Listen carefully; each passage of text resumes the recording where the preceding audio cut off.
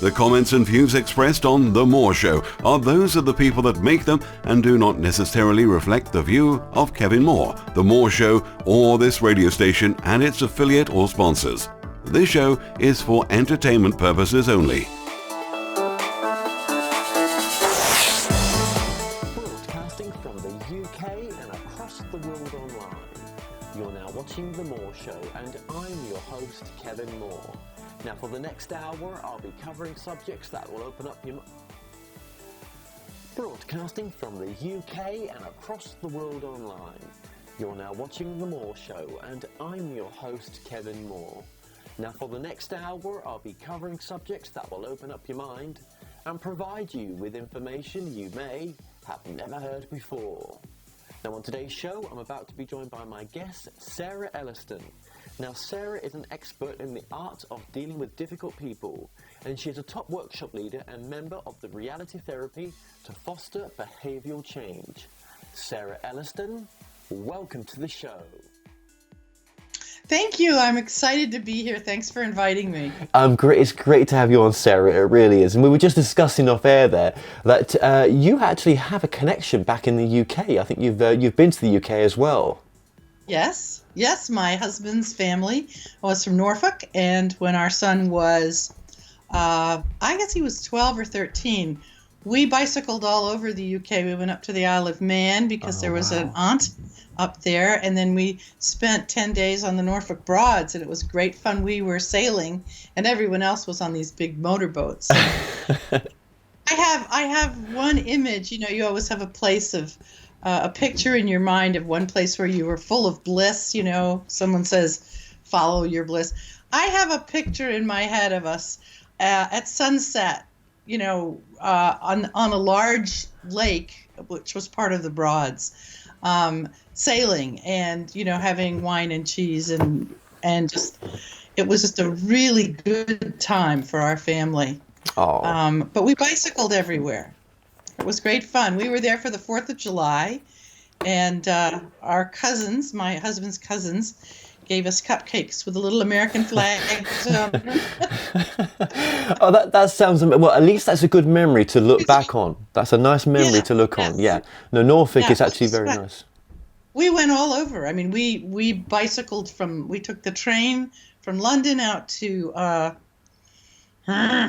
Stratford-on-Avon, and then from there we bicycled until we went up to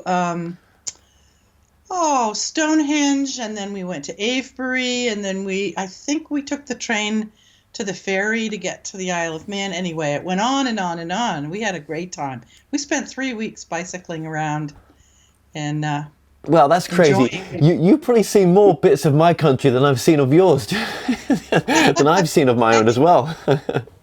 Well, I grew up in Concord, Massachusetts, and in Plymouth, Massachusetts, and the only times I ever saw all those famous places was when someone came to visit. Of course, yeah. It's always the way. It's always the way, isn't it? Always the way.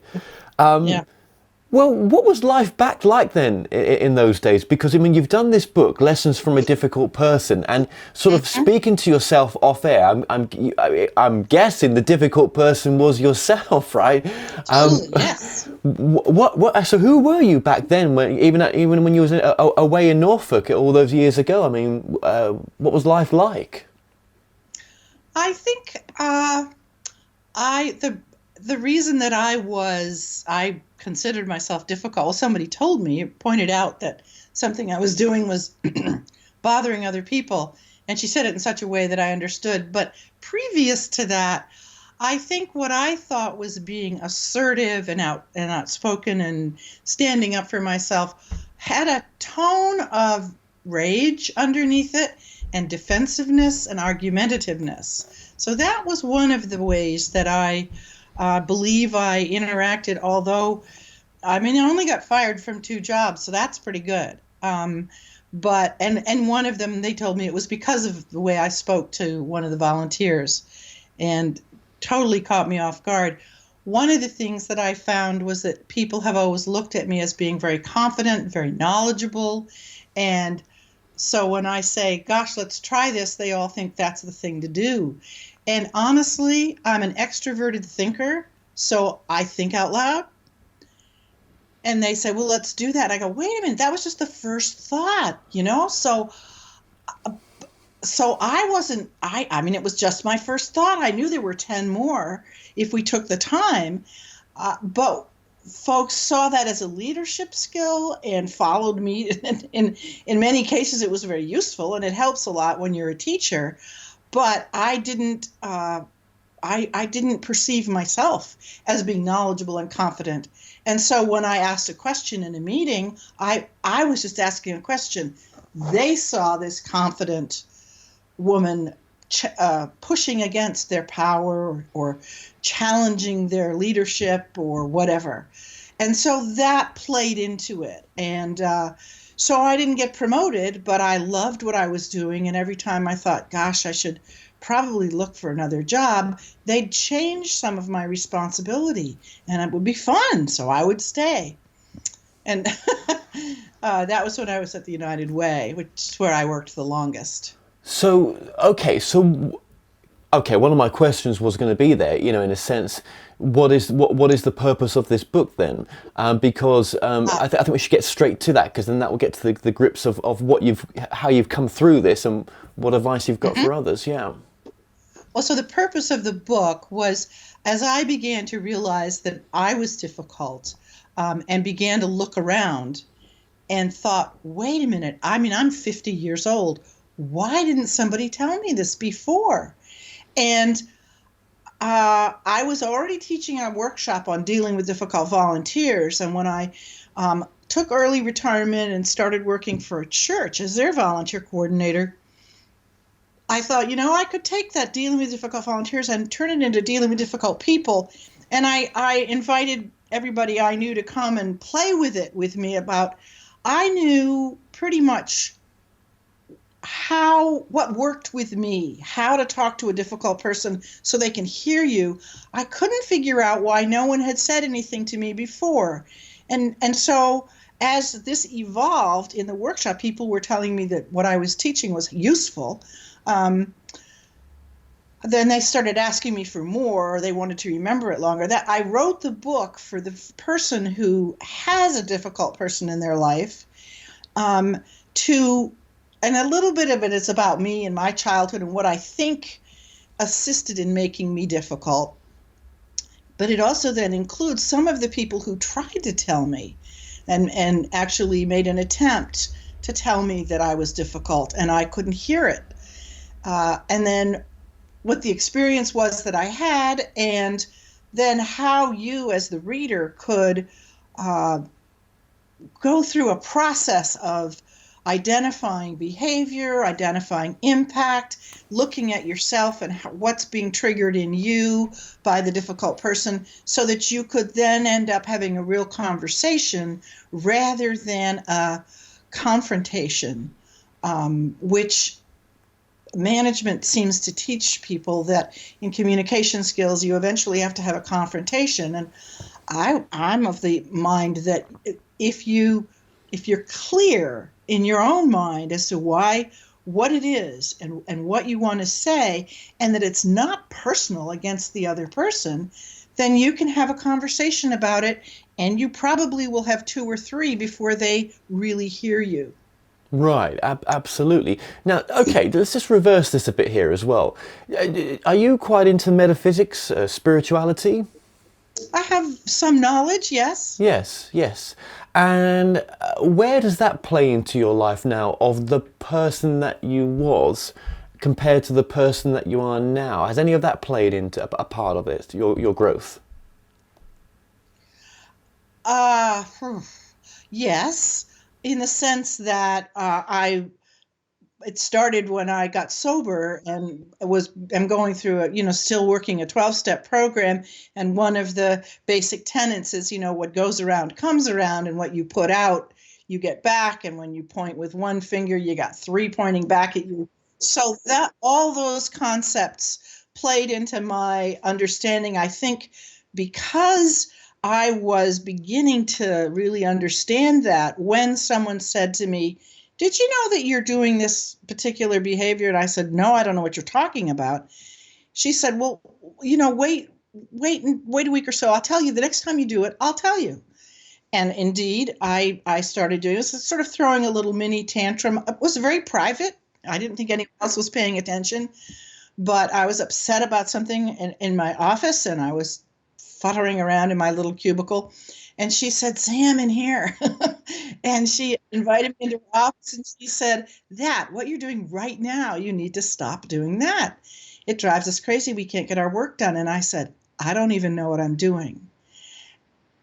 And my premise is that whoever it is in your life who is difficult, I guarantee you they do not know what they're doing. They're not aware that what their behavior, that anyone's ever even paying attention to them, or that they're also probably not aware of what the behavior is that's just ready. You personally like to strangle them for it, It's like that urge, and then you realize, well, I don't really want to kill them, but I don't want to see them anymore. I don't want to be around them because whatever it is.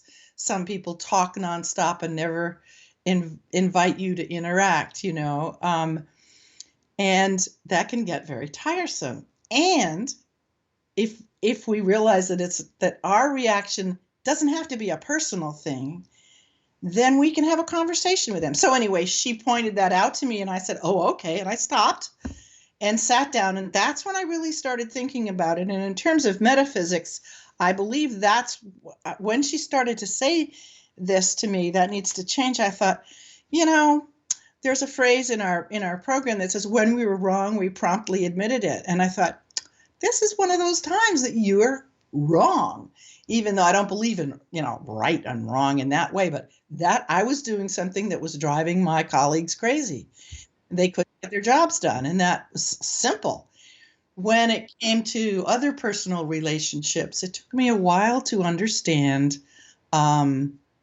how people perceived me. And that's the other thing, is that most difficult people have no awareness of how others perceive them.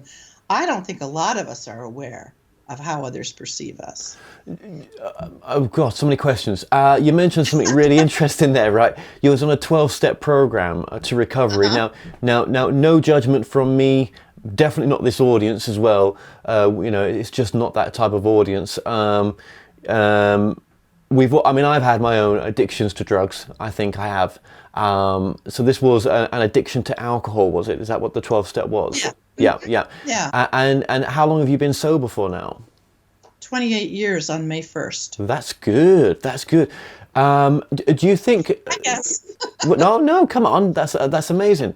Do you think that when you had that problem, that was issues that were buried, that were not coming to the surface because the alcohol was, numbing it out, basically?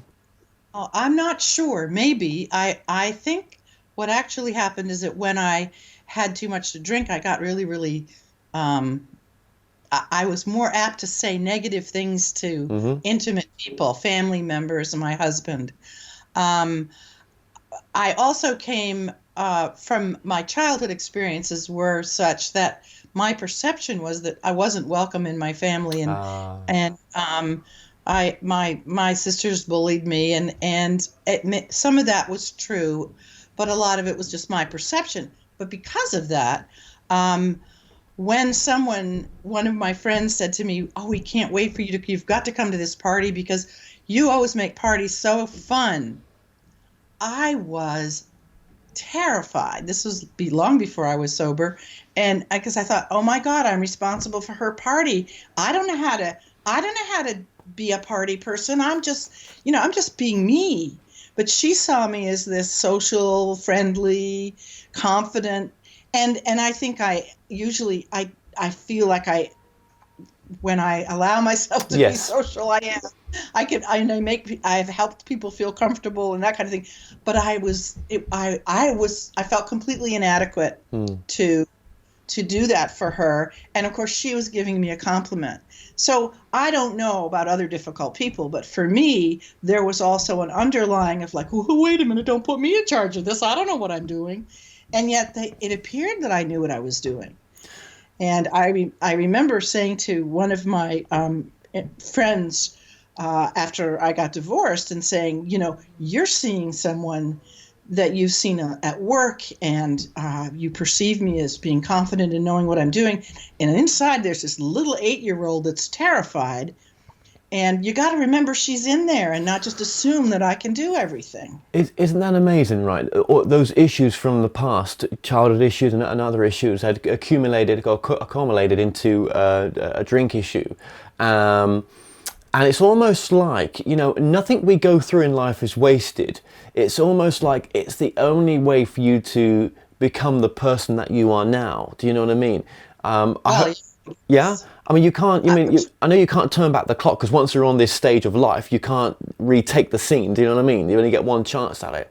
But maybe, would you agree that maybe everything you've been through is just perfect to be where you are now with me? Oh, yes. I couldn't have developed the workshop or written the book or even talked about it unless I had gone through this process. I regret some of the pain that other people had to live through, because there was, as I said, there was hostility underlying my passion, and I regret some of the things that I said to some people, and I've told them I regret it, and they've said, "Oh, I didn't even remember it." There you go. See, you've let it out to the universe. You've let it go, and it didn't even matter in the first place. In a sense, well, it's definitely not now. You see, all that matters right now is the point of attention that you have right now in this present moment. The past is gone. There's nothing we can do about it, but what we do grow from it. I'm sure we do. So, I think it's been perfect in one sense, and you're just where you need to be right now. Great. Well, I'm glad I'm here. I'm glad you are as well. Do you know what? When I first spoke to you, just off air, actually, I thought, yeah, this lady's a nice lady, actually.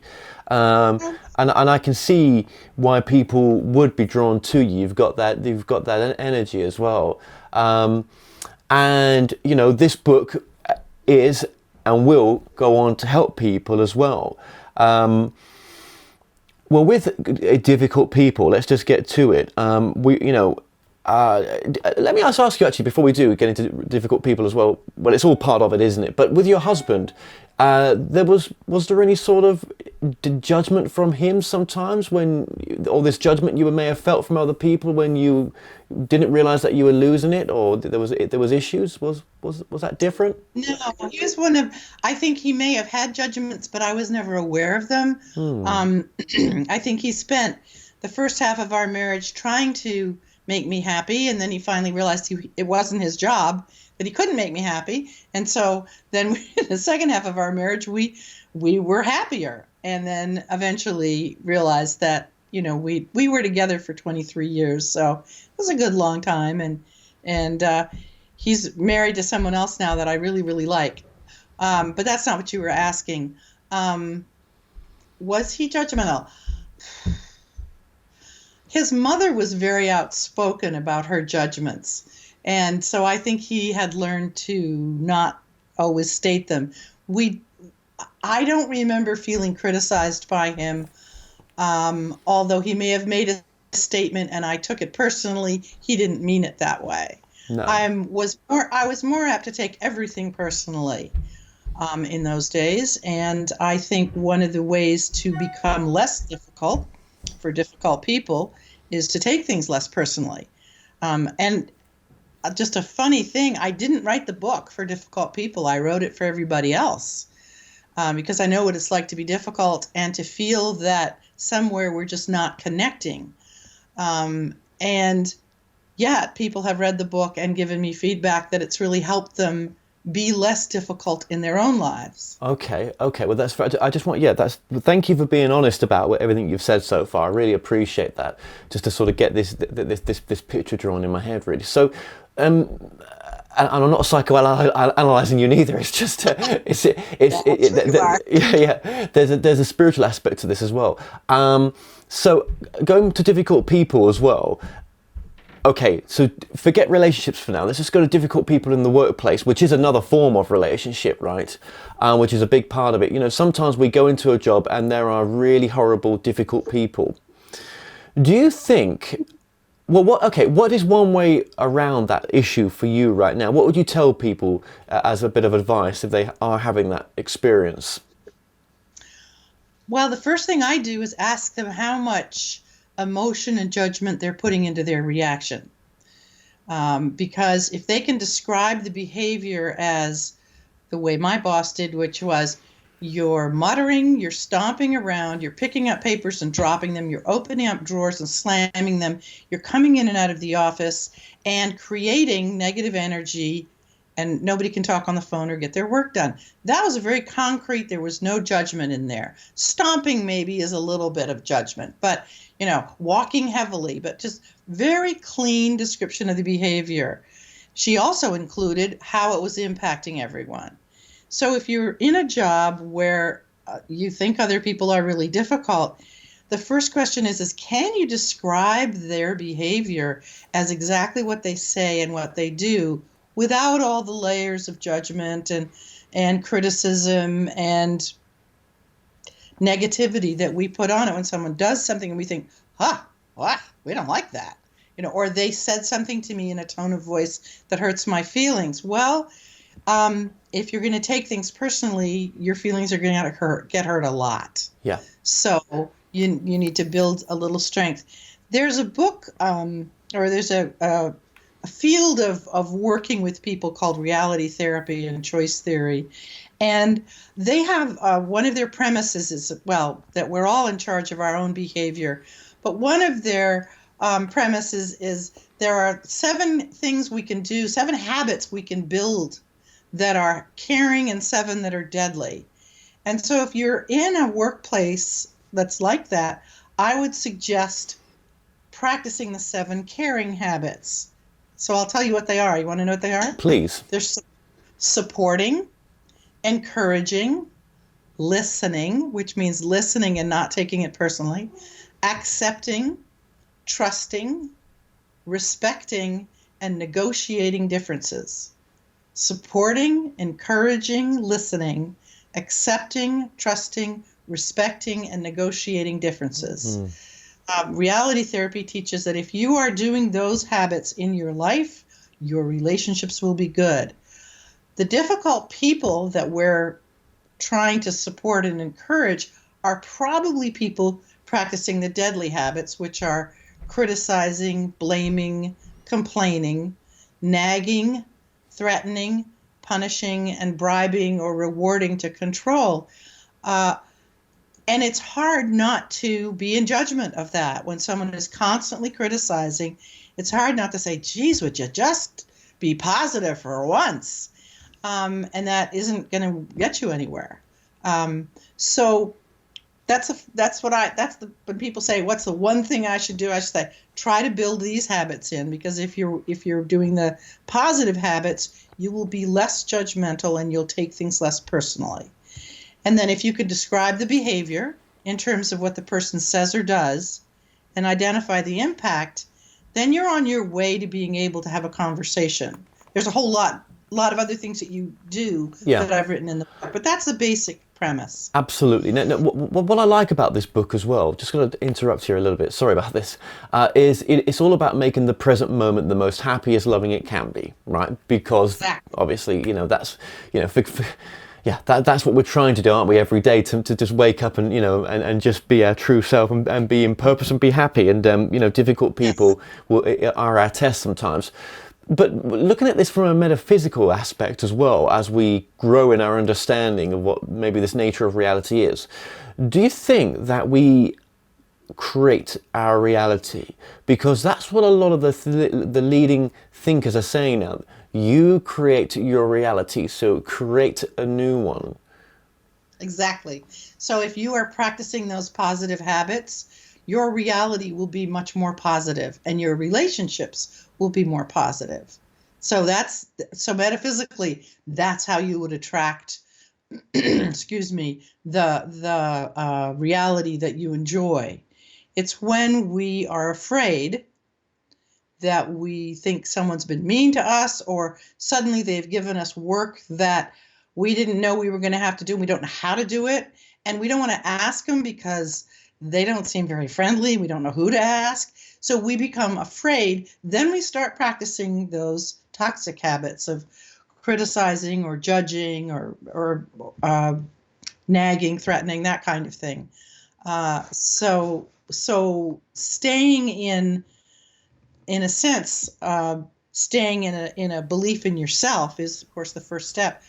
The rest of my book, after describing my life a little bit and explaining the steps of preparing for a conversation, there's a whole section of self-guided exercises that essentially invite the reader to begin to know and trust themselves, so that when they go into the conversation, they're not taking it personally.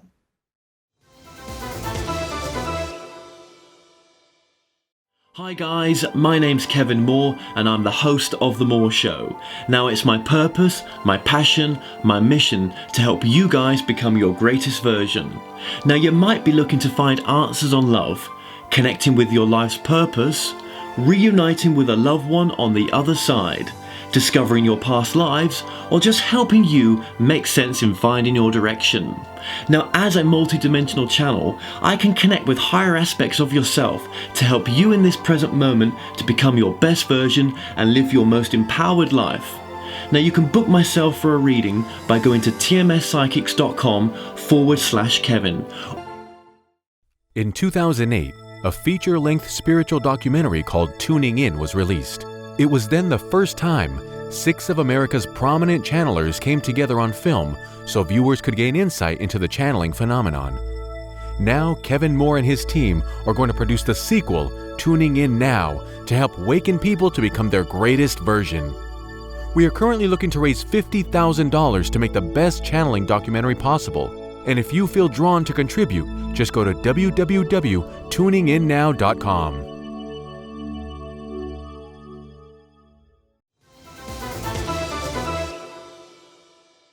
That's really important as well. Yeah, definitely. Did I answer your metaphysical question? You did. No, you did actually. Yeah, absolutely. Because you did, and there was something leading on from that I was going to ask there, but it's fading from my very. Sorry. No, it's okay. My grey matter right now. What about your family then as well? I mean, are your family surprised with the release of your book as well? Well, my parents are dead, so I'm sure they're thrilled, because I believe we're all spirit, right? So they're part of it. And actually, in the writing of it, there was a lot of resolution of some issues with my mother, so I'm really happy about that. I have an older sister and a younger sister, and my younger sister hasn't read it yet. She was waiting to get it for Christmas.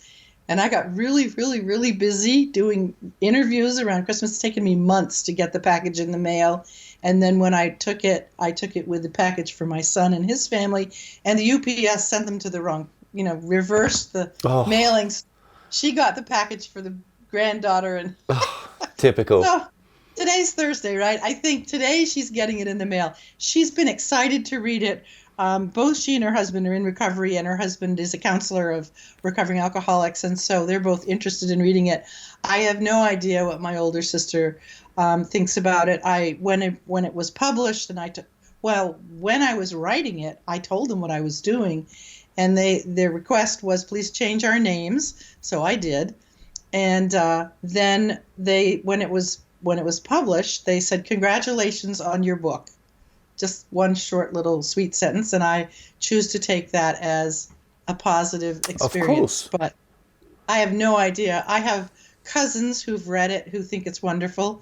I have one of my boyfriends from college who wrote to me, and he said, well, I read your book, and I used to think you were just a spoiled little brat who always wanted what she wanted, but you really had some issues, didn't you? Or something. It was really sweet. I really appreciated it.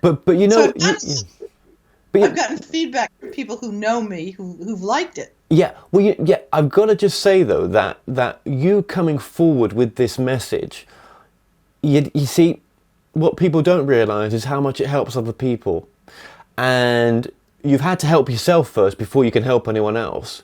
But by doing what you've done, it's a direct effect of helping others, and you will not know those who you've helped, because some of them will not come forward because others have.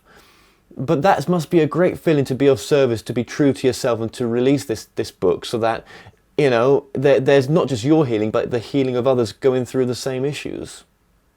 Well, here's a fun metaphysical thing. There have been some people in the workshops then, and in the workshop we actually use some practice and some role plays, so they can practice having their conversation with a difficult person. And in 2 cases, a number of them have come back to me and said, here's what happened, and it worked or it didn't work, and then they, we did some consulting and they did some work on conversing. But in 2 cases, just the work that they did, the emotional work that they did in the workshop, thinking about the difficult person, of course, went out through the energy or the ozone, and the relationship changed without them ever having to have the conversation. I thought that was cool. Yeah, that's amazing, right? I mean, just little things like, well, they're not little things, but just things like that sometimes that just mean so much. Most definitely. So we've talked about some of the ways that, at the audience or those watching can deal with confrontational people. But what about people in the workplace who are bullying, in a sense, or they feel they're being bullied by people? Is that the same thing as confrontational people? I think so. I mean, if you think you're being bullied, then you need to back up a step and say, how much of this is me? Who does this person remind me of? First of all, what is the person saying and what is the person doing? Get really clear on the behavior and make sure you're not judging them in such a negative ways that you can't ever have a conversation. I mean, if it's like sexual harassment or something, then you need to go to an authority and say, this, he said this, and this, and here's my documentation or something. But if it's just a sense that, well, this colleague has been around longer than I am, and so he's just pushing me around and roughing me up, pushing back isn't always the right way. And if you pushed back, I would say, to make sure that you're clear that it's not personal and you're just pushing back with your expertise. Does that make sense? It does. I think everything happens for a reason. That's just my understanding of it, or my truth, you could call it. And I feel that we are aligned with the people that we need to be around sometimes, who are going to give us the lessons that we need to receive. So say for example, I suffer from depression, and there's someone in the workplace that's going to really test me. It's almost like it's my test to see, can I deal with this situation? Can I get over it, or is it just going to make me worse? Is it going to put me into a stupor to sink me even lower? I mean, I don't know what you think about things like that, or even if it's not someone that's depressed, but maybe it's someone, where it's just confrontational. Maybe that's what you need at that time, but it doesn't mean you have to stand for it. I really think I'm in charge, and you're in charge of how you react to other people. Right. So nobody can make you feel anything. So part of what I'm also teaching in the book is that you're responsible for your own behavior. Now, if the behavior is having a negative impact on you and other members of the team, or on customers or clients, and you can point to that and say, because of your, I wouldn't call it confrontational style because it feels judgmental, but because you interrupt the customer when they're talking, or you don't hear them when they say, no, that's not as much, that's more money than I want to spend. So you're eager to get the sale, but because you do that, you lose the sale.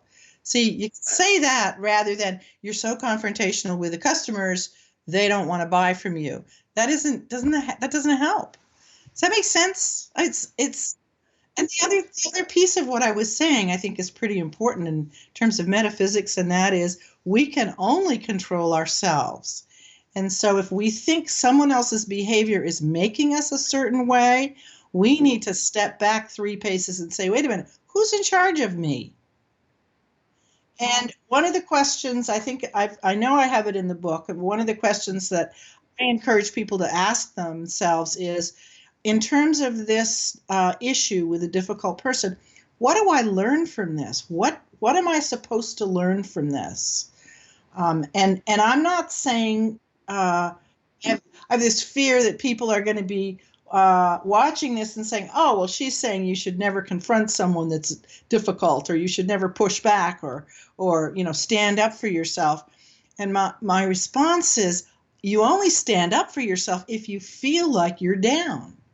And you're in charge of who you are and whether you're up or down. So because someone else might be yelling at you, that doesn't mean, and it took me a long time to learn this as a woman. I cried through numerous conversations, but it doesn't mean that you are being put down. It just means the other person's yelling. And it does. They're yelling. Oh my goodness, they're yelling. That's interesting. I have a friend, a really close friend, and we had a conversation about Mr. Trump after the election, and we were in a restaurant, she got really loud and really confrontational and really argumentative, and I looked at her and I said, wow, I've never seen you like this. It feels like you're really angry with me. She said, no, I'm just passionate. And I thought, okay, wow. Okay. And, we went on and we worked it out. I mean, we weren't fighting, but I thought, my goodness.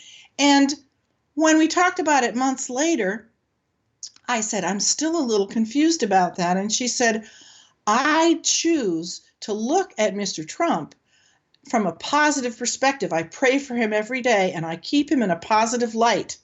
I believe that's the only thing that's going to save him or save me.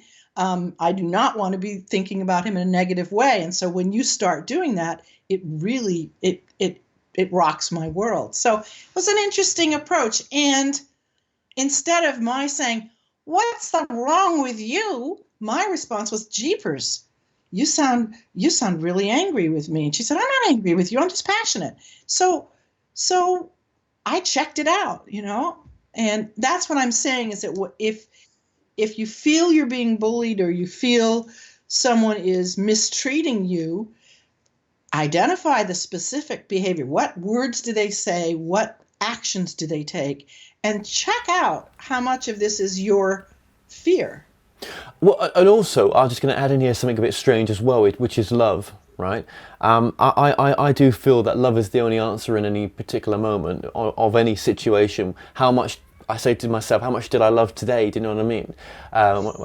Not every day do I say that, but I do remind myself of that, right? So, look, if someone's coming across as confrontational to you, you have to think to yourself, Christ, man, this person's having a really bad day. I wonder what's going on in their life right now. We don't think that way sometimes, do we? It's just what it's done to me, But what about them? Where are they at to be in that state? Exactly. So to say, wow, when you speak to me that way, I inside of me, I'm backing up 2 steps and I'm a little afraid of you. What's going on? And of course, the opposite of fear is love. And I believe I was really quite touched when my friend explained to me that she was choosing to always look at the president from a positive perspective, because that's what she thought was going to lead to healing for him and for the country. And I applaud that. Yep. I'm not there yet, but I applaud it. And I know that the purpose for writing the book was so that the people who are dealing with difficult people can find a way to be with them that isn't critical, that isn't negative, that isn't judgmental. Because when we say to someone, you got to stop that, you're pissing everybody off, because blah, blah, blah, blah, they don't hear it. They think they're picking on me, they're being mean to me. They don't hear the content because it's not describing their behavior as something that they can acknowledge that maybe one of the things about it is, did you know you're doing this? Because most of us don't know what we're doing. Which I've had people say, oh yeah, we know. Now, honestly, we don't know. No. Well, isn't your book very timely? I mean, why your book now? Why is your book out now? That's another sort of angle to this interview, isn't it? Where the sense that it's very timely, isn't it? Where I've heard a lot of bloody horror stories, you know, with people clashing over their views, political views right now, all over the place in America, with people that tell me they saw this or they saw that, or, you know, and you read them online as well, incidences that are taking place. So there's a lot of confrontation in people's views right now as well. So this book is important right now, isn't it? It is. I wish I'd, you know, if I was going to do an addendum, I'd do some chapters on fear, because I think a lot of the divide in this country and in other countries around immigrants and refugees is just fear that my life is changing, and that really has to, if you, rather than lash out at the person that you think is changing your world, one needs to go inside and say, well, who am I really? If somebody fell down in front of me, I would reach down and pick them up. I don't care what clothes they have on, or what color their skin is, or what language they're speaking. I would reach down to help them. All of us would. All of us. And so why do we have to worry about what clothes they're wearing, or what language you're speaking, or who's got what jobs? People are anyway. It's all. Well, we give our fear. power away, don't we? It's fear in giving our power away. And actually, you know what? Let's just even go back to politics. Whoever's in power right now isn't changing our life. We're in charge of our destiny. Getting so obsessed about, you know, these things, it's not really helping us in the present moment as such, is it? It takes away our power, doesn't it, in a sense? Well, I think the current administration, I think Mr. Trump got elected because he tapped into the feelings of people who've been feeling powerless economically and socially.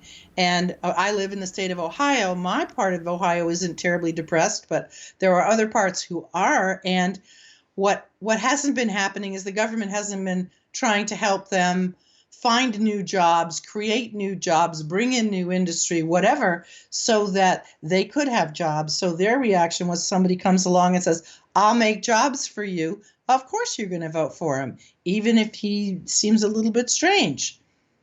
Because somebody came in and said, we'll take care of you. We'll change everything. The reality is, of course, that it can't really be changed. You cut back the immigrants in this country, then suddenly we won't have as many vegetables and we won't have as many fruits. And a lot of work won't get done, but houses won't get built. It's crazy. You've got an interesting chapter, section in your book as well, which is maybe related to this a little bit. You know, are we just in someone else's business? Oh, yes, that's exactly where we are. So when I am believing that you're picking on me, I'm really in your business. There's a wonderful teacher named Byron Katie. Oh, yes. Do you know her? Yeah. She does the work, and if anybody's interested, you go to thework.com and explore and play, because she does demonstration after demonstration about how to reach this neutrality of looking at another person or an issue, or yourself even.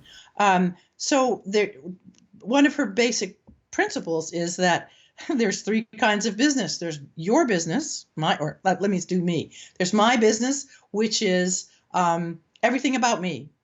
There's your business, which is everything about you, and there's God's business. And that's everything else, which is politics and the weather and everything. And the only thing I'm responsible for is my business. So when my business starts to creep over into you, like when you're being a bully to me and you should be doing this and you should be, whoa, I'm in your business. So one of the major questions in the book is, before you have this conversation, how much of your urge to tell someone they're difficult is because you're in their business? Now, if you can say, I have experienced this behavior, it has this impact. Do you know you're doing it? And did you want to have this impact on me and others? And you feel clean about it, that they don't have to change, but you'd like them to understand this information. And if you can do that without being in their business, then it can lead to a better relationship. And the way that you know that you're in someone else's business is that you feel like they should change just because they should be changed. They Oh, should. yes. And aren't we guilty of that, wanting others to be just like All us? the time. Oh God. Well, actually, if we just looked out for ourselves and helped improve ourselves. You know, I always say, improve yourself and you improve the world around you. You can't change the world, but you can change yourself, which is a direct ripple effect of those around you, which even maybe has a ripple effect, like the butterfly effect, to everything in one sense. Yeah. And it will change the world, as my friend is working on having this positive perspective of Trump. Yes. The thing about being in someone else's business is just a real challenge. I mean, I talk to myself about it every day when I go mutter, mutter, grumble, grumble. Someone's not doing it the way I think it should be done. I went to a new meeting this morning, and they gave the address, and then they showed it on the map, and it looked like it was right in the middle of an IHOP restaurant. I thought, that can't be right. And I had to drive around the block 3 or 4 times. And Maria, why don't you put it on your website that it's next to? And you know what? It's not my business. I'm not in charge of their website. I'm not on their meeting. I can let go of that. I don't have to stay in the criticism. Do you find the place where you're at right now, you're a lot happier? Yes. When I'm thinking about this stuff, I am. When I'm thinking about what to do next, I'm a little afraid. Well, that could be another book. Yeah. Well, that could be. I mean, people have asked me to write a book to describe my process of how I became less difficult, you know, that whole personal growth process. And I look at them and say, well, I'm not really sure. I think there are people in my life who probably still find me difficult. I don't know. They haven't told me, but I'm not sure I'm perfect yet. So they've asked for that. And then, as I said, there are a number of, as I've done more interviews about the book and talked about the concepts, I've realized that there's maybe 5 or 6 more chapters that I could have included. It's interesting that what you've done here, bringing this book out to the world. It really is. And I think it's great. It really is. It can only help. It can only help as well. And definitely, it's been a process for healing yourself as well doing this book. There's a lot more we could talk about here, and I know we're getting close to running out of time. But one more chapter just to talk about as well. We're going to be brief on this one. When you talk about being in someone's corner as well, it's like boxing. Well, it's the whole. I almost titled the book that because it's the concept of where you want to get yourself to be before you have the conversation. Is you want to be in that person's corner. They're no longer the enemy. So when you start out saying this guy's bullying me, or my boss is dumping all her crap work on me and not letting me do any of the things I was hired to do, and it's not fair, and blah, blah, blah, blah, whatever it is, all the criticisms, if you go through the process of really exploring yourself and taking the judgment of the other person out of it, then if you can see yourself in their corner to say, and I have worked with people who have said to their boss, you know, I really like working here. I'm so glad you hired me. And when you hired me, you told me I was going to do this. And what you're asking me to do is this. And it isn't really using my skills, and it makes me not want to come to work. And did you know that? Did you do it on purpose, or did something change that suddenly you have all this other work that you need me to do? Or can we talk about it? Because I'd like the company to succeed. I mean, I want you to. So the person, the employee, is in the boss's corner and asking questions and not saying, you're being mean to me, just saying, I'm confused. Right. And so the concept of being in their corner is, especially if it's a family member. Yes. It's a family member, it's really hard. But can you visualize yourself standing behind them with the towel and the orange peel or a piece of orange and the water bucket? And can you visualize yourself standing behind them saying, I'm with you. I'll hold you. I'll take care of you as we go through this process, because you're in their corner. You're not fighting them anymore. Well, actually, you just mentioned something there. You know, God, I hope we didn't leave that out too much. What about a difficult family member? You know, be it a brother or sister. I'm asking that right at almost at the end of the interview here, right? Yeah, what about that? It's a challenge. It's the most challenging. And as I said, I haven't heard anything from my older sister about the book, and I don't know if I ever will. We've had what I would call a contentious relationship, and yet when we're together, we do fine. It's just we're not intimate, close buddies like some sisters. That's all. I think it takes two, and if you have someone in your family that's really difficult, and there's some stories about people like that in the book, so if you buy the book you'll read those, but what's important is to stay in your own business and let the history go. You cannot come into a conversation with a family member with but you did this and this and this and this and this and this. That it's just when you bring up all the history, you cannot have a clean negotiation.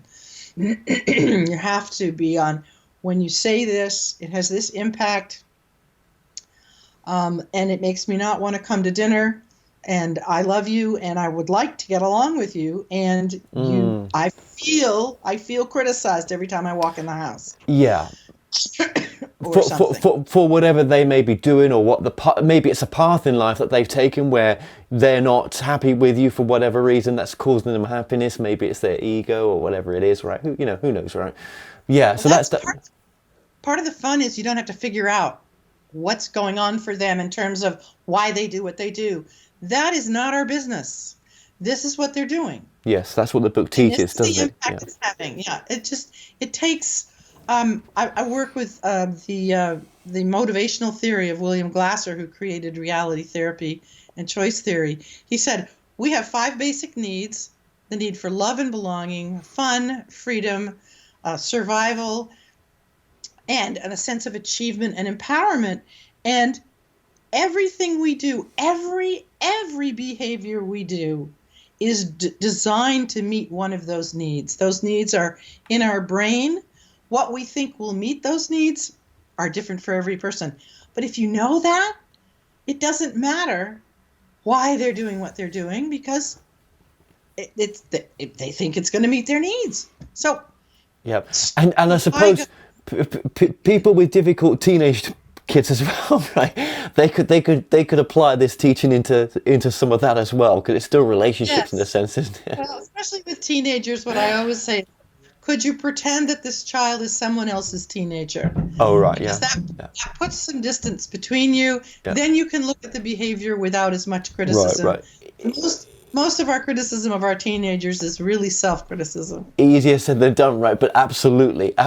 Yeah, no, I completely agree with you. Well then, okay, well thank you so much for all this. Oh, actually, before the last question, what's your website as well, Sarah? Oh, it's my name, Sarah Elliston. Sarah has an H, so SARAH Elliston.com. Okay, well that's been coming out throughout this interview on the screen, along with the book as well periodically. Sarah, what would you say is the most important message of your book? Stay in your own business. I love it. It's probably not what I've said in other interviews, but since we've talked about it, that's the essence of it. Yes, absolutely. Well, look, Sarah Elliston, I just want to thank you. I've really enjoyed actually having your company on this show. I think you're a very lovely person. Thank you for putting your truth out there as well. And just thank you so much for joining us today. You're welcome. I really had a good time. We could have talked for a long time more. Well, we've come to an end on today's show. Don't forget that you can listen and watch all our past interviews on the More Show's official YouTube channel. Remember to subscribe to our YouTube channel for new daily shows. You may also find out more or past and upcoming guests by going to themoreshow.com, and do like us on Facebook and Twitter for the latest updates. So until next time, be safe.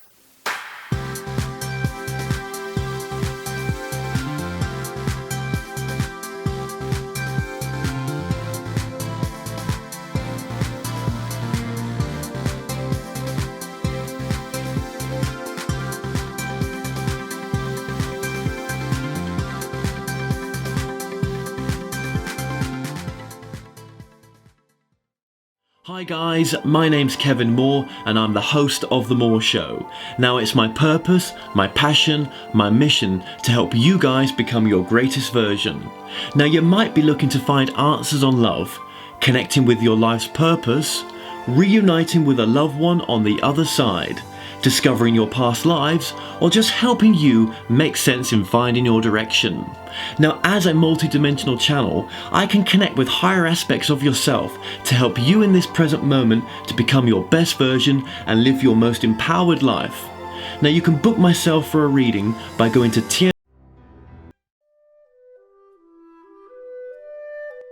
Established over 100 years ago, Watkins Books is one of the world's oldest and leading independent bookshops specializing in esoterica. We have the widest selection of esoteric books in the UK, and our friendly and knowledgeable staff are here to assist you in a unique ambience of our shop. So come and visit us in the heart of London as we're open every day.